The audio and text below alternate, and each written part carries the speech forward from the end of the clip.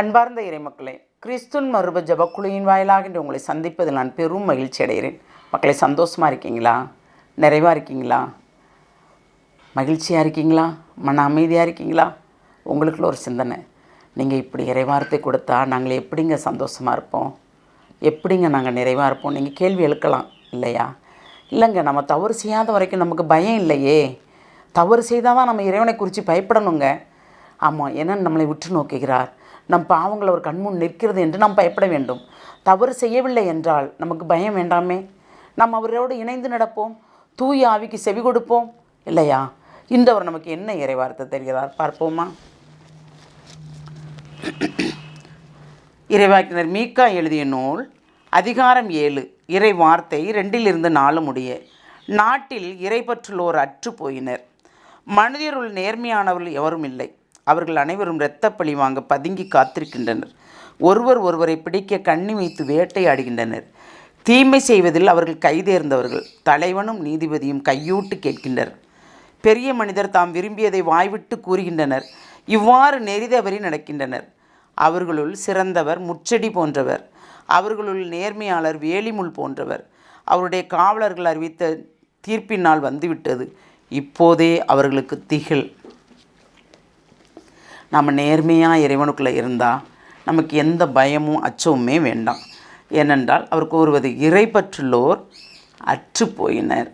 ஏனென்றால் இப்போ பணப்பற்றுள்ளோர் தான் நிறைவாக இருக்கிறார் என்று. பணம் இல்லாதவர்கள் என்ன செய்வார்களுங்க?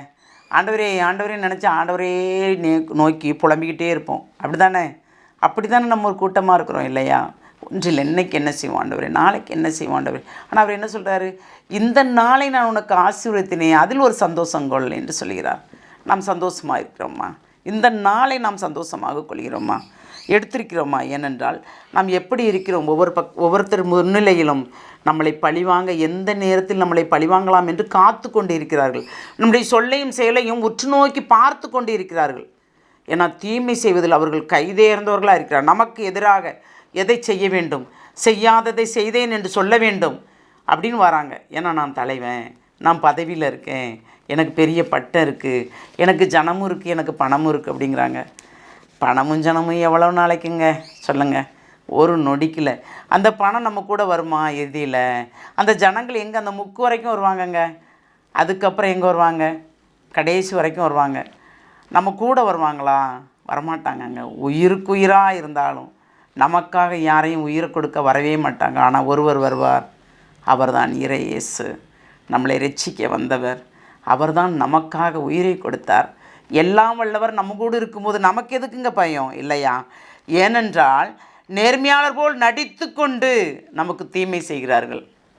தீமை செய்வதிலே கண்ணும் கருத்துமாக இருக்கிறார்கள். ஆனால் நமக்கு முன்னால் நேர்மையாக பேசுகிறாங்க. நமக்கு முன்னால் பேசிட்டு பின்னால் போய் நமக்கு எதிராக ஒரு தீர்ப்பு சொல்கிறாங்க. அதுக்கு தான் என்ன சொல்கிறாருன்னா, அவருடைய காவலர்கள் அறிவித்த தீர்ப்பினால் வந்துவிட்டது, இப்போதே அவர்களுக்கு திகில். நமக்காக வழக்காடுற இறைவன் ஒருவன் இருக்கிறார் இல்லையா? அவர்கள் செய்த பாவங்கள் அனைத்தும் இறைவன் கண்முன் இருக்கும். எல்லாருமே பாவம்தாங்க. நாமளும் பாவம்தான், நானும் பாவம்தான், நீங்களும் பாவம்தான். பாவத்தில் தான் பிறந்தோம் இல்லையா? ஆனால் அந்த பாவங்களிலிருந்து நாம் வெளியே வந்து கொண்டு இருக்கிறோம். சிறு சிறு குற்றங்கள், கோபங்கள், எரிச்சல்கள், பிறரை குற்றப்படுத்துவது, முறுமுறுக்கிறது இல்லையா? ஆனால் நாம் யாருமே நீதிமான் இல்லையே. நீதிமானாக இருக்கிறோமா? இல்லை, யாருமே நீதிமானாக இல்லை. நீதிமானாக இருந்தால் வழக்காட சொல்வார் இறைவன், வா எங்கூட வழக்காட என்று. நீதிமான் யாராக இருந்தால் இறை வார்த்தையின்படி யோபு இருந்தார். அவர்தான் இறைவனை குற்றமே படுத்தவில்லை. ஆனால் நாம் எது நடந்தாலும் உடனே முறையிடுகிறோம் ஆண்டவரை பார்த்து, ஆண்டவரே ஆண்டவரே ஆண்டவரே என்று. எந்த துன்பங்களை தாங்கி கொண்டோம் நாம்? ஒரே புலம்பல் தான் இல்லையா? அந்த புலம்பலை அனைத்தையும் எடுத்து வெளியில் வைப்போமே. ஆண்டவர் நமக்காக அனைத்தையும் செய்துவார் என்ற நம்பிக்கையோடு இருப்போமே. அப்படி இருந்தோம் என்றால் நாம் நிறைவாக வாழ்வோம். இறை வார்த்தை பயமுறுத்துகிறது நம்மளை இல்லையா? வாசித்து பாருங்கள் மக்களே, அதனுடைய உண்மையான தன்மை என்ன என்பது நமக்கு விளங்கும். எதை குறித்து ஆண்டவர் நம்மளை கேட்கிறார்? நம் ஆன்மாவை குறித்து தான் இவ்வளவு விளக்கமும் சொல்கிறார். அப்போ ஆன்மா எப்படி இருக்க வேண்டும்? தூய்மை உள்ளதாக இருக்க வேண்டும். ஒரு விஷயம் சிந்திப்போமா? எல்லாம் உள்ள இறைவா, ஆம் ஆண்டவரே, நான் தூய்மையானவன், அதுபோல் நீங்களும் தூய்மையாக என்று எங்களை ஒவ்வொரு நொடிப்பொழுதும் உணர்த்தி எங்களையும் தூய்மையாக இருக்க அழைக்கிறீர் ஆண்டவரே. நாங்களும் தூய உள்ளத்தோடு இருக்கும்படி எங்களை நீர் ஆசீர்வதிக்க வேண்டும். நாங்கள் தூய உள்ளத்தோடு இருந்தால் மட்டும் போதாது ஆண்டவரே, எங்களில் இருப்பதை பிறருக்கு பகிர்ந்தளிக்கும்படியும் தேவரீர் எங்களை வழிநடத்த வேண்டும். தூய ஆவியானவர் எங்களோடு உறவாடும்போது அவர் உணர்த்துவதை நாங்கள் கேட்டு அதன்படி செய்யும்படி நீர் எங்களை ஆசீர்வதிக்க வேண்டும். இந்த ஆசீர்வாதத்தை நீர் தருகிற கிருபைக்கு நன்றி கூறி எங்களை முழுமையாக உம்முடைய இரக்கத்துக்குள் ஒப்புக் கொடுக்கிறோம். ஜெபம் கேட்கும் நல்ல பிதாவே. ஆமேன், ஆமேன், ஆமேன்.